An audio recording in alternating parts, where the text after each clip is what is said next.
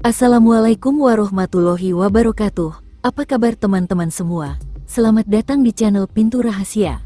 Pintu Rahasia akan selalu berbagi kisah-kisah yang menarik untuk kalian. Semoga kalian terhibur tanpa berlama-lama. Mari kita mulai. Seorang pemuda berusia 25 tahun melangkah keluar dari sebuah kantor kecil di sudut kota. Ia adalah Arya, pemuda yang baru saja menerima tugas baru sebagai penagih hutang di perusahaan pembiayaan. Hari itu, ia diberi daftar nama nasabah yang harus ia temui. Tugasnya sederhana, memastikan semua nasabah melunasi cicilan tepat waktu. Namun, siapa sangka, daftar itu akan membawanya ke perjalanan hidup yang penuh dilema, tawa, dan sedikit gejolak hati. Nama pertama dalam daftar adalah Ibu Siti, seorang pedagang sayur di pasar tradisional. Arya mendatangi lapaknya dengan senyuman. "Selamat siang, Bu. Saya Arya, dari kantor pembiayaan," sapanya. Ibu Siti terkejut, tetapi tetap tersenyum. "Oh, soal cicilan itu, Mas? Besok pasti saya bayar, ya?" "Jangan khawatir," jawabnya dengan nada meyakinkan. Namun, Arya tahu betul janji semacam itu seringkali hanya angin lalu. Arya memutuskan untuk duduk di dekat lapak Ibu Siti. "Bu, kalau boleh tahu, kenapa belum bisa melunasi cicilan bulan ini?" tanyanya dengan hati-hati. Ibu Siti mulai bercerita panjang lebar tentang penghasilan yang menurun dan anak-anaknya yang masih sekolah. Meski tersentuh, Arya tahu ia tak bisa begitu saja percaya. Ia memutuskan untuk memberinya waktu 3 hari. Nama berikutnya adalah Karin, seorang janda muda berusia 30-an yang menjalankan usaha catering. Saat Arya datang ke rumahnya, Karin menyambut dengan senyuman manis. "Mas Arya, kok ganteng banget jadi penagih hutang?" katanya genit. Arya hanya tersenyum kaku. Karin mempersilakannya duduk, lalu mulai mengobrol panjang lebar, mencoba mengalihkan perhatian dari topik utang. Arya merasa ada sesuatu yang berbeda saat berbicara dengan Karin. Wanita itu terus terang menggodanya, menawarkan kopi dan kue dengan sikap yang menggoda. "Mas, kalau saya belum bisa bayar bulan ini, mungkin kita bisa atur cara lain?" ucapnya sambil tersenyum. Arya tertegun. Ia tahu harus menjaga profesionalitas, tetapi pesona Karin sulit diabaikan.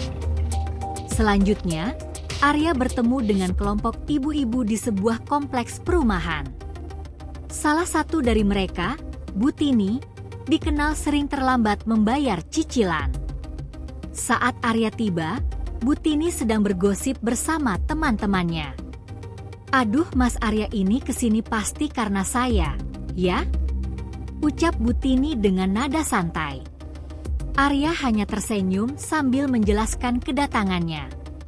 Ibu-ibu di kompleks itu ternyata kompak.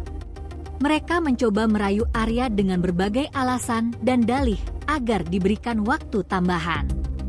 Arya mulai merasa kesulitan menghadapi strategi mereka. Namun, ia tetap berusaha tegas, meskipun suasana penuh canda dan tawa. Beberapa hari kemudian, Karin menelepon Arya. "Mas Arya, boleh dong kita ketemu lagi? Bukan soal cicilan, cuma ngobrol biasa," katanya. Arya merasa bimbang, tetapi ia setuju. Pertemuan itu berlangsung di sebuah kafe kecil, dan Karin tampak semakin berusaha mendekatkan diri. Arya mulai merasa terjebak dalam situasi yang sulit. Di satu sisi, ia ingin menjalankan tugasnya dengan baik. Di sisi lain, hubungan dengan beberapa nasabah, terutama Karin, mulai terasa melampaui batas profesionalitas. Ia merasa harus mengambil keputusan. Di sisi lain, Ibu Siti yang awalnya ramah, mulai kesal ketika Arya kembali menagih cicilannya. "Mas ini nggak ada hati, ya? Saya sudah bilang lagi kesusahan, ucapnya dengan nada tinggi. Arya merasa bersalah, tetapi ia tahu tugasnya tak mengenal kompromi. Butini, yang terkenal sebagai Ratu Alasan, mencoba trik baru. Ia mengundang Arya ke acara arisan kompleks dengan harapan bisa meluluhkan hati pemuda itu. Arya, meskipun canggung, memutuskan datang. Di sana, ia menjadi pusat perhatian ibu-ibu yang terus-menerus menggoda dan memuji.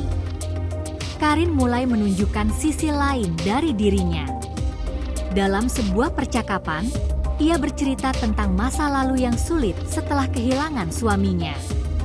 Arya mulai melihatnya bukan hanya sebagai wanita genit, tetapi juga sebagai seseorang yang rapuh dan berjuang untuk bertahan hidup.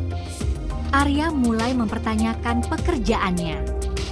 Apakah tugasnya hanya sekadar menagih hutang, atau ada sesuatu yang lebih dari itu?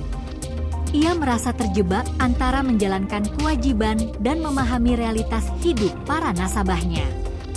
3 hari berlalu, dan Ibu Siti akhirnya datang ke kantor Arya dengan membawa uang.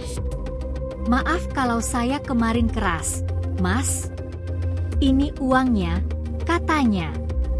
Arya merasa lega, tetapi ia juga tersentuh oleh perjuangan wanita itu. Butini, yang sebelumnya sulit diajak kompromi, akhirnya mengajak Arya berbicara serius. "Mas Arya, saya minta maaf kalau selama ini banyak alasan. Mulai bulan depan, saya janji bayar tepat waktu," ucapnya. Arya tersenyum, merasa pekerjaannya membuahkan hasil.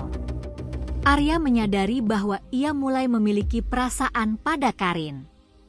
Namun, ia tahu hubungan itu akan rumit, mengingat statusnya sebagai penagih hutang. Ia mencoba menjaga jarak, tetapi hatinya berkata lain. Karin akhirnya melunasi seluruh cicilannya. "Mas Arya, ini supaya kita nggak ada urusan utang lagi. Tapi, kalau Mas masih mau ngobrol sama saya, pintu rumah dan pintu yang lain selalu terbuka," katanya sambil tersenyum. Arya memutuskan untuk mengundurkan diri dari pekerjaannya. Ia merasa tak lagi cocok dengan dunia penagihan hutang. Sebelum pergi, ia mengunjungi semua nasabahnya untuk berpamitan. Setelah berhenti bekerja, Arya membuka usaha kecil-kecilan. Ia ingin membantu orang-orang dengan cara yang berbeda, bukan dengan menagih hutang, tetapi dengan memberi solusi. Suatu hari, Karin datang ke toko Arya. "Mas Arya, kayaknya sekarang gantian saya yang mau bantuin usaha Mas," katanya sambil tersenyum. Arya hanya tertawa, merasa hidupnya kini lebih bermakna. Meskipun kisahnya sebagai penagih hutang telah berakhir, babak baru hidupnya baru saja dimulai.